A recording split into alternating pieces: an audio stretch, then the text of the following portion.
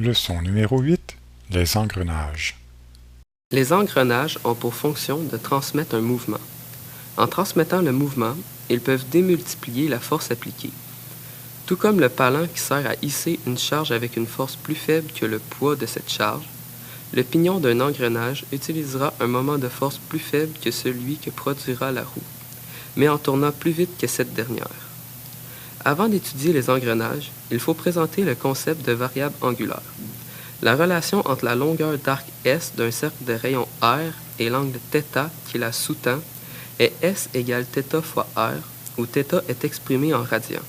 Si la longueur d'arc est la circonférence du cercle, nous obtenons bien que la circonférence est égale à 2πr. Si un point sur la circonférence du cercle se déplace à une vitesse v, on peut écrire que v égale oméga fois r, où oméga est la vitesse angulaire, c'est-à-dire le déplacement angulaire effectué par une unité de temps.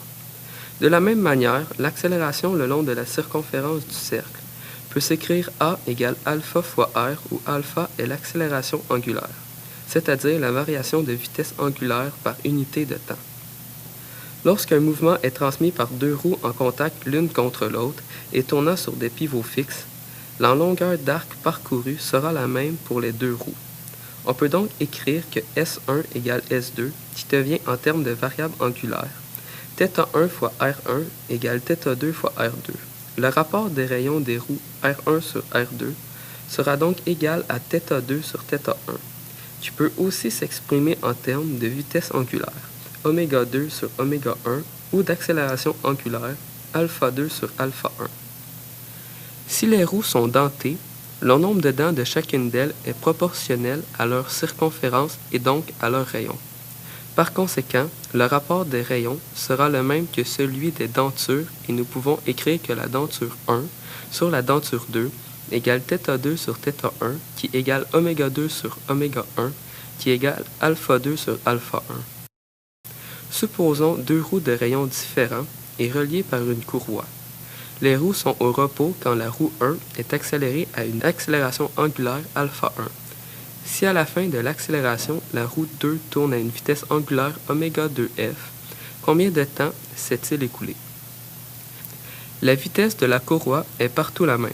On peut donc écrire que v égale ω1 fois r1 qui est égal ω2 fois r2.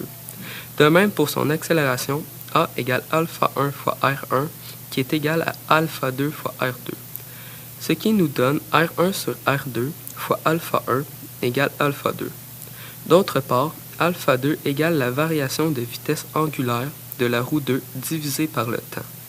Et la vitesse angulaire initiale est nulle.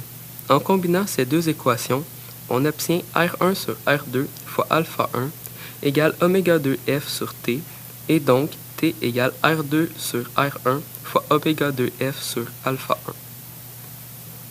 La puissance est définie comme étant le travail d'une force par unité de temps. Autrement dit, le taux de transfert d'énergie.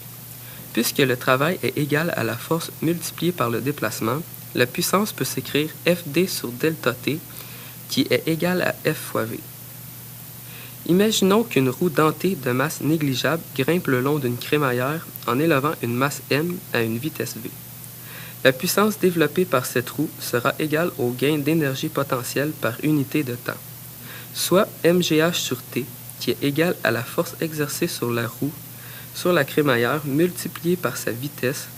Le moment de force de la roue autour de son axe sera quant à lui égal à la force de la roue sur la crémaillère multipliée par le rayon de la roue.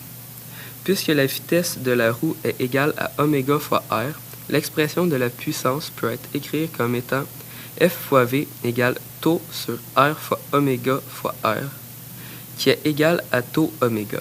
À partir d'une seule définition, nous avons donc trois façons d'écrire la puissance selon les données du problème.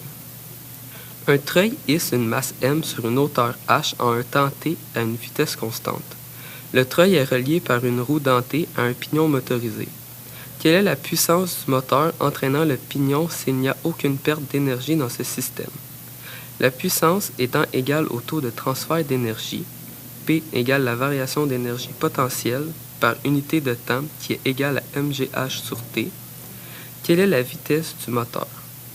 Le treuil doit hisser la masse à une vitesse h sur t et doit donc tourner à une vitesse angulaire oméga égale à v sur t égale h sur r fois t.